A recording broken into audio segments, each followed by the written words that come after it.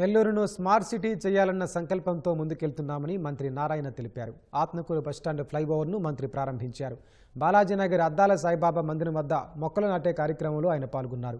సంక్రాంతి సందర్భంగా ఆర్యవైశ్య సంఘ నాయకుల ఆధ్వర్యంలో పేదలకు నిత్యావసర సరుకులు పంపిణీ చేశారు.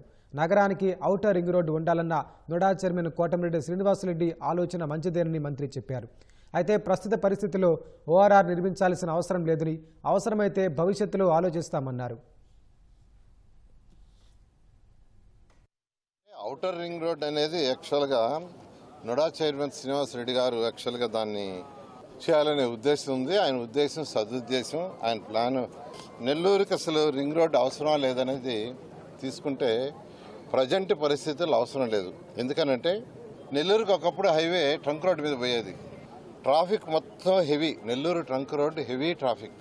అందుకని ఆ తర్వాత మినీ బైపాస్ అని వచ్చింది, మినీ బైపాస్ రోడ్ అది తీసుకొచ్చారు. అది వచ్చిన తర్వాత ట్రంక్ రోడ్డు మీద కంజెషన్ తగ్గింది. అదైన తర్వాత బైపాస్ వచ్చిన తర్వాత ఈరోజు ఎక్కడ సమస్య లేదు.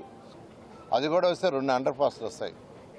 కాబట్టి ప్రజెంట్ పరిస్థితుల్లో రాష్ట్ర ఆర్థిక పరిస్థితిని బట్టి ఈరోజు అది చేయాలంటే 2000 నుంచి 3000 కోట్లు కావాలి. కాబట్టి దాన్ని ఇప్పుడు టేకప్ చేయలేం.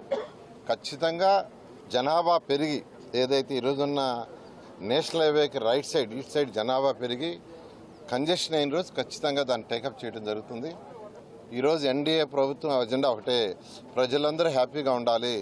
జనాభా ఎక్కువ ఉండారో ఆ ప్రాంతాల్లో ప్రతి ఇంటికి చక్కటి ట్యాప్ వాటర్ కనెక్షన్ ఇవ్వటం, తర్వాత చక్కటి రోడ్లు, చక్కటి లైట్లు, ఇవైన తర్వాత స్కూల్స్, హాస్పిటల్స్, ఇలా తర్వాత ఎంటర్టైన్మెంట్ పార్కులు, ఇలా ఒక ప్రయారిటీ పట్టుకొని గవర్నమెంట్ చేస్తుంది.